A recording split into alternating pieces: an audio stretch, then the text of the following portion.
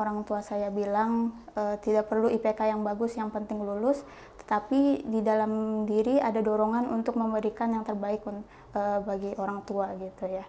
Jadi ayah saya pernah bilang kalau ada ketakutan itu dilawan, jangan lari, karena kalau kita biarkan saja kita nggak akan berkembang sama sekali.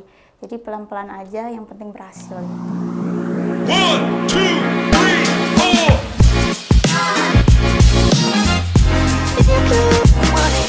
4. Assalamualaikum warahmatullahi wabarakatuh. Perkenalkan, nama saya Asyifa Sirun Aulia. Saya dari jurusan Ilmu Komunikasi angkatan 2020 yang alhamdulillahnya saya terpilih jadi pemuncak Universitas Islam Riau. Di sini saya berasal dari Tangerang, Banten.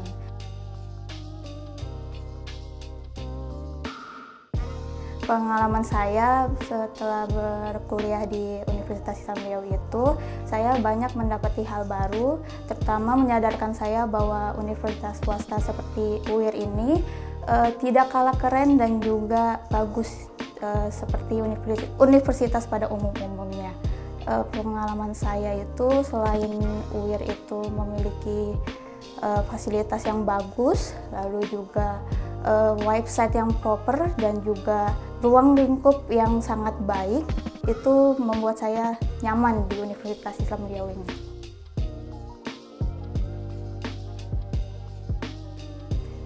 Ini rencana dari kedua orang tua saya, yang dimana mereka ingin pindah dari Tangerang itu, Banten, ke Riau.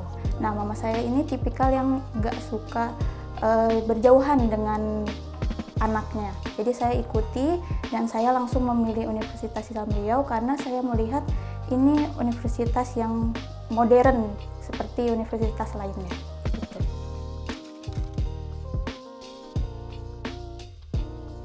Tidak sama sekali menargetkan menjadi pemuncak karena pada awalnya juga saya nggak tahu kalau ada istilah pemuncak di universitas ini. Saya tahunya dari alumni Fakultas Ilmu Komunikasi yang memiliki foto studio. Saat itu saya butuh foto studio untuk tugas praktikum fotografi.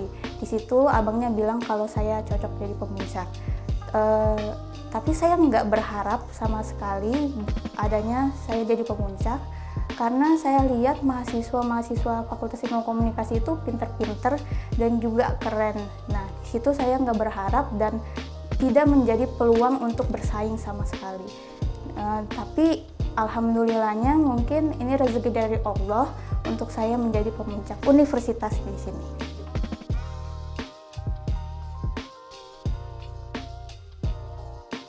Jadi judul skripsi saya itu analisis semiotika kepercayaan diri terhadap dalam template video jedak-jeduk CapCut, di mana fenomena ini udah terlihat di depan mata di sosial media bahwa jedak-jeduk itu sudah menjadi konsumsi publik gitu. Nah, template video jedak-jeduk tersebut digunakan untuk mengungkapkan kepercayaan diri mereka, sehingga template video jedak-jeduk itu bukan hanya sebagai medium hiburan atau tren semata, tetapi sebagai penyampaian pesan yang terkandung komunikatif di dalamnya. Jadi saya menggunakan analisis semiotika dan juga kepercayaan diri yang menurut Lauster ada 5. Kalau strugglingnya itu awalnya saya fenomenologi, terus dipindahkan ke analisis semiotika. Saya kurang banget sama semiotika tuh karena susah. Tapi karena didukung dengan dosen pembimbing yaitu Bu Happy Wan dari Psikom MSC. Terima kasih Ibu Happy yang mendukung saya dan membimbing saya sampai titik ini skripsi saya selesai.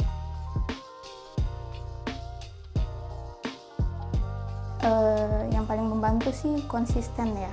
Saya tuh salah satu orang yang sedikit ambisius, dimana kalau saya nggak ngerti sama materi atau sesuatu hal, saya akan belajar ulang, baik itu lewat video di YouTube ataupun di Google. Nah, jadi kuncinya adalah jangan malas dan juga konsisten aja gitu. itu salah satunya karena saya bukan asli sini, itu saat saya berbicara dengan orang lain. Logat saya tuh berbeda dengan logat sini, jadi mungkin kurang kurang nyaman didengar atau aneh. Tetapi kalau sekarang untuk menghadapinya saya mulai enjoy aja. Kalau mereka mendengar itu kayak aneh, nanti saya disclaimer kalau saya itu bukan orang Riau. Cuman mungkin kalau susah dihubungin anggotanya. Kadang suka ada yang hilang, ada yang responnya lambat kayak gitu. Ini sebenarnya kesalahan saya, pure kesalahan saya, karena pas saya pindah ke sini itu udah COVID. Jadi waktu awal-awal pindah tuh udah pandemik, udah di rumah aja nggak bisa kemana-mana. Jadi saya tidak mengetahui daerah-daerah dan bahasa mereka tuh kayak gimana. Selama perjalanan itu untuk mengetahui kegiatan mahasiswa itu di semester 5 ya. Cuman saya bilang ke orang tua mau ikut kegiatan mahasiswa, cuman udah terlambat. Itu mau ke semester 6, jadi kayak ya udahlah bentar lagi skripsi, saya fokus untuk akademik aja kayak gitu.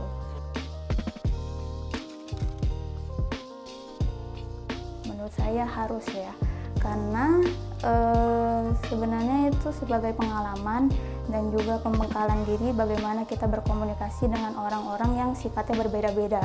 Lalu juga sebagai menambah relasi dan juga mencari jati diri di dalam kegiatan luar tersebut. Itu aja.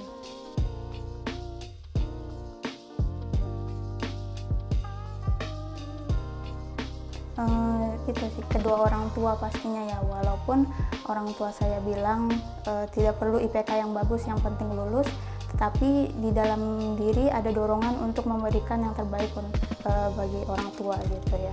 Jadi ayah saya pernah bilang kalau ada ketakutan itu dilawan, jangan lari, karena kalau kita biarkan saja kita nggak akan berkembang sama sekali.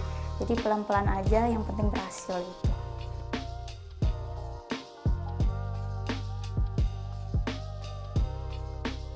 Aku milih konsisten ya, karena walaupun aku terlambat, tetapi aku selalu memilih keputusan sesuai konsisten aku, dimana konsisten itu dilakukan untuk yang terbaik untuk aku, versi aku kan, karena versi orang lain tuh beda-beda.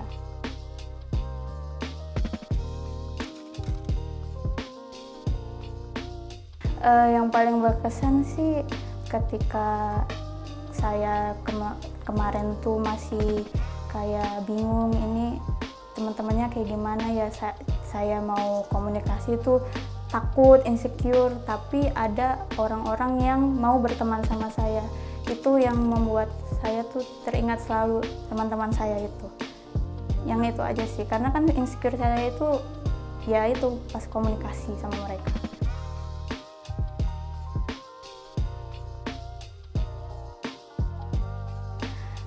Untuk kedua orang tua saya, terima kasih karena sudah mendukung saya sampai titik ini, mendoakan saya dengan setiap hembusan napas kalian. Semoga dengan terpilihnya saya menjadi pemuncak itu menjadi awalan kebahagiaan kalian. Gitu. Kalau untuk teman-teman seperti Mas Ludin, Anissa Putri, Erna, terus juga sama Kak Maili, Vera, terima kasih sudah menemani saya, walaupun saya kadang logatnya juga aneh, tapi kalian tetap mau berteman sama saya. Berjuang selalu ya.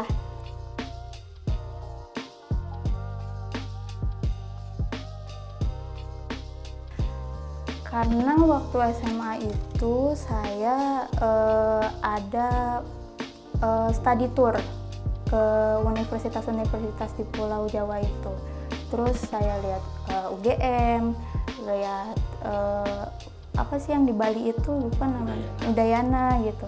Itu bangunannya bagus-bagus. Terus pas saya lihat ke UIR itu bangunannya nggak kalah bagus. Jadi kayak saya lihat modern. Terus websitenya juga bagus banget, proper banget. Jadi saya suka.